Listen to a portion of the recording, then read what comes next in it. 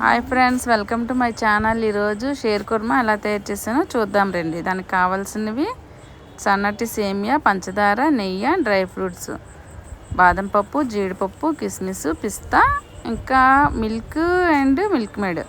ఒక బౌల్లో పాలు వేసుకొని స్టవ్ మీద మరగనివ్వాలి.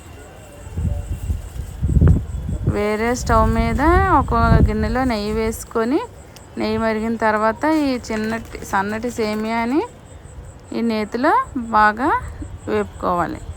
ఇలా వేగిన దాన్ని తీసి ఒక బౌల్లో పక్కన పెట్టుకోవాలి. అదే కళాయిలో కొంచెం నెయ్యి వేసుకొని డ్రై ఫ్రూట్స్ వేపుకోవాలి. ఇదేంటంటే ఇప్పుడు ఏమీ రీజన్ లేదు, కానీ మా పిల్లలకి ఏదైనా చేసి పెట్టాలని ఉద్దేశంతో కొంచెం అలా ట్రై చేస్తున్నాను. కానీ ఇదైతే చాలా టేస్టీగా ఉంటుంది, ఈజీగా అయిపోతుంది.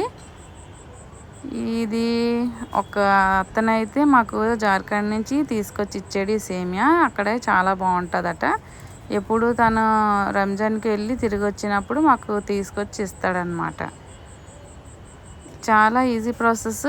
పాలు మరిగిన వెంటనే వేసేస్తే 5 నిమిషాల్లో అయిపోతుంది. పిల్లలకి చేసి పెడితే చాలా బాగా తింటారు. ఇలా పాలు మరిగిన తర్వాత అందులో షుగర్ వేసి బాగా కలుపుకొని ఈ సన్నటి సేమియాని అందులో వేసేసుకోవడమే. సేమియా అనరు, దాని పేరైతే నాకు తెలియదు.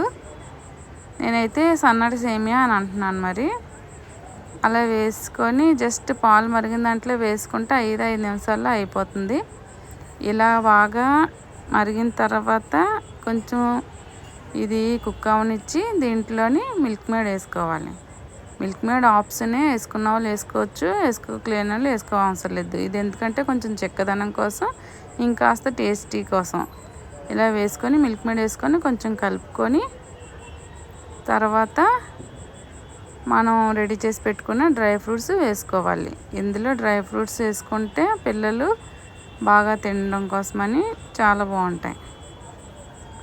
ఇలా కలుపుకొని కొంతమంది అయితే బాగా పలచగా చేసుకుంటారు. నాకైతే చిక్కగా ఇష్టం కాబట్టి నేను కొంచెం చిక్కగా చేసుకుంటున్నాను. ఎవరికి ఎలా కావాలంటే అలా చేసుకోవచ్చు. చూడండి, ఎంతో టేస్టీ షేర్ కుర్మా రెడీ.